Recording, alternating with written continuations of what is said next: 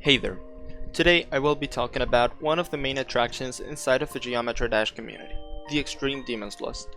I will try to explain what it is, its purpose, and some of the main points that take effect inside of it.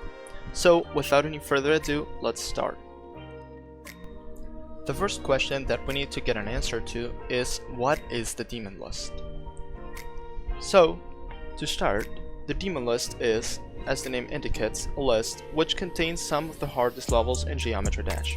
It bases itself off of various players' opinions on the difficulty of each level and takes an average rating and difficulty for each one of them, then placing it on a certain spot depending on how hard the level is considered. The higher the spot, the harder the level, which means a level placed at, let's say, number 20 is significantly harder than one placed 100 spots below, at number 120. Aside from ranking the hardest rated levels in the game, the Demonlist also keeps track of the players that have beaten them, giving them points in exchange of their completions, something that you can see for yourself in the stats viewer. The harder a level is, the more points it gives a player after they complete it. In order to submit a record, you need to provide the Demonlist team with video evidence of your completion, which needs to check out with some rules and restrictions, but we will check those later in the video. The next question we need to answer is, what is the criteria for the levels on the Demonlist? The level's difficulty rating is based around the two main factors that would normally make a level difficult, and it adds a couple of them sometimes. The first main factor is the difficulty of the gameplay itself, which is pretty self-explanatory. The harder the gaps in a level, the harder the level will be. The second main factor is the decoration and how either blinding or tricky it can be. Together with both of these, other factors are normally taken into consideration, such as how tiring the level can be in one run, the balancing a level has, the length of a level, among many others. Now, the next part is, how does record submitting work? Record submitting is a very important part about the Demonlist, mainly because this is what awards people with list points. In order to submit a record, there's a couple of requirements that need to be completed so that a record can be accepted and taken. Between these requirements, we have providing the raw footage of the run. Raw footage means the recording / live stream highlight of the level that was completed, but with the sound of clicks in it, with no additions to the footage, and that can be clearly taken as a full run of what was beaten. Even though this can be provided in a lot of different ways, most people opt for leaving it in the description of the full video that has been uploaded for the completion.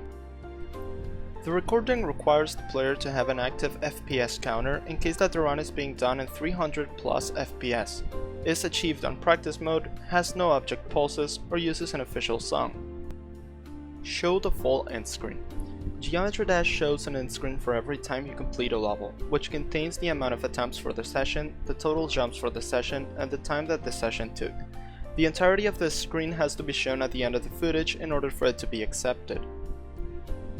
And finally, the recording has to be legitimate. Even though this one is kind of obvious, the record that is being submitted has to be completely legit. This means, of course, that records that are using hacks will lead to the record being rejected. On the note of hacks, there's a couple of them that are allowed for a completion, either because they are mostly cosmetic or because they don't lead to a significant change in the gameplay.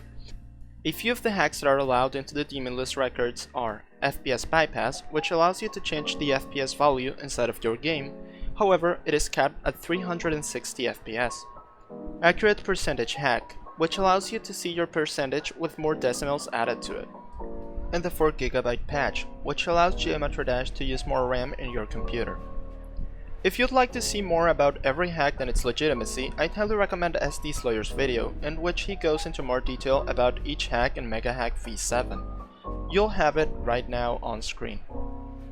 Finally, I'd like to talk about the importance of the Demonlist to the community. Although a lot of people as of late have accused it of being one of the biggest problems inside of the player base, I personally think that it has a very deep connection with how players see the game. It helps so that everyone can have an objective, which is to try and push the skill ceiling of the game further up and verify levels that were seen as impossible at some point. It really helps so that everyone can keep track of the levels that are considered harder at some point in history and to have them graded in some way so that there is less of a skill gap in people's minds. As of late, the community has seen a lot of new levels that aren't exactly great, for sure, but they are still very useful because they help us see what we have to avoid in the next levels that we are going to have as top ones.